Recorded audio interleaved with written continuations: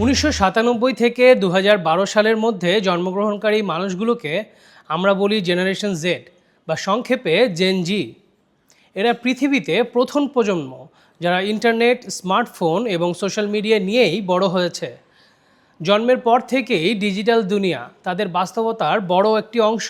বিশ্বের মোট জনসংখ্যার প্রায় 30% এই প্রজন্মের মানুষ, সংখ্যায় প্রায় 200 কোটিরও বেশি। এই বিশাল প্রজন্ম এখন ধীরে ধীরে ভোটার হচ্ছে, রাজনীতিতে হচ্ছে সক্রিয়, আন্দোলন করছে এবং বিশ্বের রাজনৈতিক মানচিত্রকে নতুনভাবে আঁকছে। 2022 সালে শ্রীলঙ্কায় ইতিহাসের প্রথম রাজনৈতিক জেন জি আন্দোলন হয়। এরপর এর ঢেউ লাগে বাংলাদেশ, নেপাল, মাদাগাস্কার, কেনিয়া ও ইন্দোনেশিয়ায়। প্রশ্ন হলো, ঠিক কোন কোন জায়গায় এবং কিভাবে তারা পরিবর্তন আনছে, চলুন জেনে নেই। প্রথমেই ডিজিটাল পলিটিক্স। জেন জির কাছে রাজনীতি মানে শুধু মিছিল বা ভোট কেন্দ্র নয়। তাদের কাছে রাজনীতির মাঠ হলো ফেসবুক, টিকটক, ইনস্টাগ্রাম, এক্স, ইউটিউবের মতো সামাজিক মাধ্যমগুলো। 2020 সালে আমেরিকার ওকলাহোমায় ডোনাল্ড ট্রাম্পের একটি বিশাল নির্বাচনী সমাবেশ ফাঁকা থেকে যায়। এর কারণ, টিকটক ব্যবহারকারী জেন জির একদল তরুণ লক্ষ লক্ষ বিনামূল্যের টিকিট বুক করেছিল শুধুমাত্র সমাবেশটি ব্যর্থ করে দেওয়ার জন্য। এটি ছিল ডিজিটাল রাজনৈতিক কৌশলের এক অভূতপূর্ব উদাহরণ। পিউ রিসার্চের তথ্য অনুযায়ী জেন জির 72% সংবাদ ও রাজনৈতিক তথ্য পায় সোশ্যাল মিডিয়া থেকে। তারা টেলিভিশনের খবর দেখে না, খবরের কাগজ পড়ে না। তাদের তথ্যের জগৎ সম্পূর্ণই আলাদা। তবে এর প্রভাব গভীর। কোনো নেতা বা দল যদি ডিজিটাল দুনিয়ায় পরিচিত না হয়, জেন জির কাছে সে কার্যত অদৃশ্য।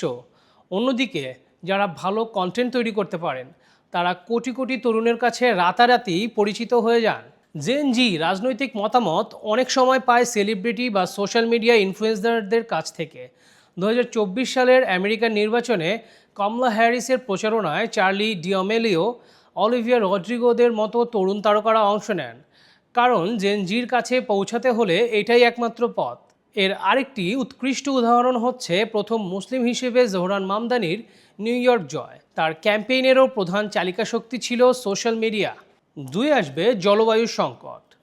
বিশ্বের বিভিন্ন সমীক্ষায় দেখা গেছে জেন জির কাছে 1 নম্বর রাজনৈতিক ইস্যু হলো জলবায়ু পরিবর্তন।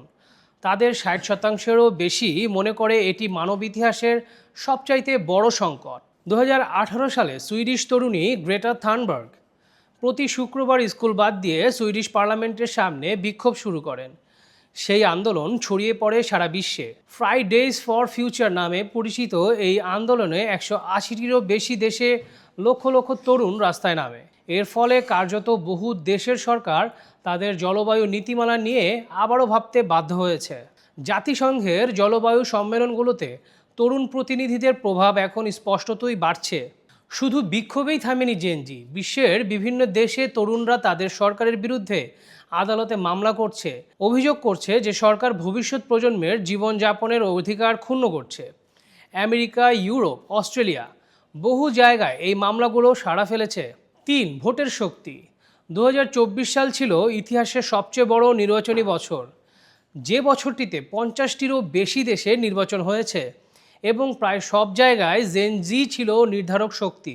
2024 সালের ভারতীয় লোকসভা নির্বাচনে প্রথমবারের মতো ভোটার হয়েছে প্রায় 18 কোটি তরুণ। বিভিন্ন বিশ্লেষণ বলছে এই তরুণ ভোটারদের একটি বড় অংশ বেকারত্ব ও মূল্যস্ফীতি নিয়ে ক্ষুব্ধ ছিল এবং এই ক্ষোভ ফলাফলে প্রভাব ফেলেছে। 2024 সালের ব্রিটিশ নির্বাচনেও তরুণ ভোটারদের ব্যাপক সমর্থনে লেবার পার্টি বিশাল জয় পায়।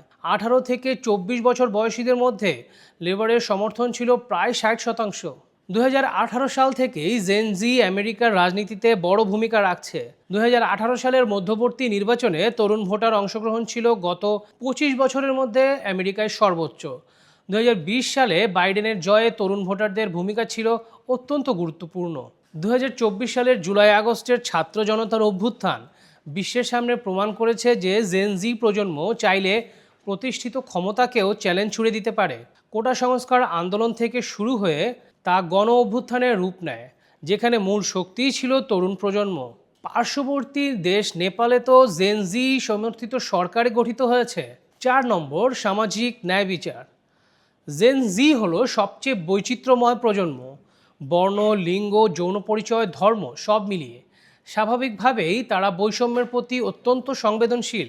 2020 সালে জর্জ ফ্লয়েড হত্যার পর ব্ল্যাক লাইভস ম্যাটার আন্দোলন যে রূপ নিয়েছিল তার মূল চালিকা শক্তি ছিল জেনজি। শুধু আমেরিকাতেই নয়, বিশ্বের 60টিরও বেশি দেশে বিএলএম সমর্থনে বিক্ষোভ হয়েছে। জেনজি মেয়েরা এবং ছেলেরা উভয়ই নারী অধিকারের ব্যাপারে আগের প্রজন্মের তুলনায় অনেক বেশি সচেতন এবং সক্রিয়। গর্ভপাতের অধিকার থেকে শুরু করে কর্মক্ষেত্রের সমতা, প্রতিটি ইস্যুতেই তারা সরব। বিশ্বের বিভিন্ন সমীক্ষায় দেখা গেছে জেনজির মধ্যে LGBTQ+ সম্প্রদায়ের প্রতি সমর্থন আগের যে কোনো প্রজন্মের তুলনায় অনেক বেশি। বিভিন্ন দেশে সমকামী বিবাহের বৈধতার পেছনেও তরুণ প্রজন্মের সমর্থন বড় ভূমিকা রেখেছে। 5. অর্থনৈতিক চাহিদা। জেনজি একটি কঠিন অর্থনৈতিক বাস্তবতায় বড় হয়েছে। 2008 সালের বৈশ্বিক মন্দা, কোভিড-19 মহামারীর অর্থনৈতিক ধাক্কা, মূল্যস্ফীতি, আবাসন সংকট এসব তাদের জীবনকে সরাসরি আঘাত করেছে।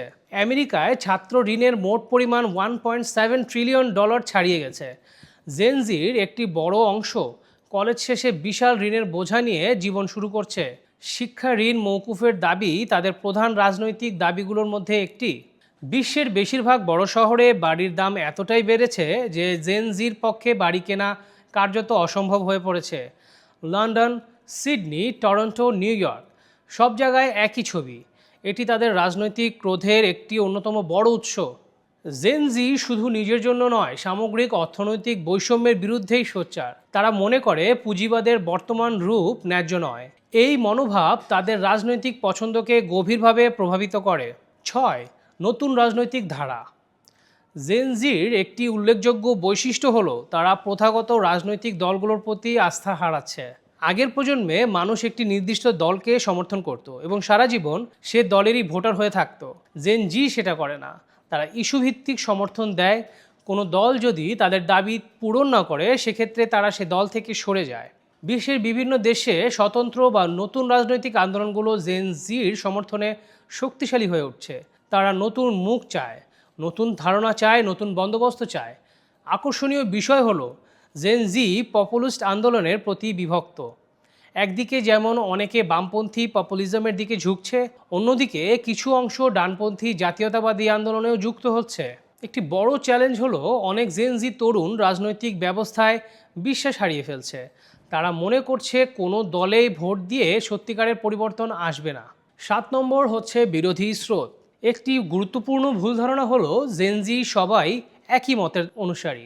আসলে এই প্রজন্ম বিভক্ত। কিছু গবেষণা দেখাচ্ছে জেনজির ছেলেরা এবং মেয়েরা রাজনৈতিকভাবে দ্রুত বিপরীতমুখী হচ্ছে। মেয়েরা ক্রমশই আরও বামপন্থী হচ্ছে, আর কিছু ছেলে ডানপন্থী কন্টেন্ট ক্রিয়েটরদের প্রভাবে আরও রক্ষণশীল হচ্ছে। অ্যান্ড্রু টেটের মতো ব্যক্তিত্ব ডিজিটাল মাধ্যমে জেনজি ছেলেদের একটি বড় অংশকে প্রভাবিত করছে। এটি রাজনৈতিক দলগুলোর জন্য একটি জটিল চ্যালেঞ্জ। এর ভবিষ্যৎ কোথায়? জেনজি 2030 সালের মধ্যে বিশ্বের সবচেয়ে বড় কর্মজীবী প্রজন্ম হবে। তখন তাদের রাজনৈতিক প্রভাব আরও বিস্তৃত হবে। তবে কিছু মৌলিক প্রশ্ন সামনে দাঁড়িয়ে আছে, যেমন জেনজি কি তাদের আদর্শ বজায় রাখতে পারবে, নাকি জীবনের বাস্তবতায় আপোস করতে বাধ্য হবে? তাদের রাজনৈতিক শক্তি কি সংগঠিত আন্দোলনে পরিণত হবে, নাকি সোশ্যাল মিডিয়ার হইচইতেই সীমাবদ্ধ থাকবে? এই প্রশ্নগুলোর উত্তর আগামী দশকে স্পষ্ট হবে। তবে একটি বিষয় নিশ্চিত, জেনজি ইতিমধ্যেই বৈশ্বিক রাজনীতির চরিত্র পাল্টে দিতে শুরু করেছে। তারা ব্যর্থ হোক কিংবা সফল হোক, আগামীর পৃথিবীতে তাদের আধিপত্যই বৃদ্ধি পাবে। তারা ব্যর্থ হোক কিংবা সফল হোক, আগামীর পৃথিবীতে তাদের আধিপত্যই বৃদ্ধি পাবে। এ ব্যাপারে আপনার মতামত জানিয়ে দিন কমেন্ট সেকশনে। ধন্যবাদ।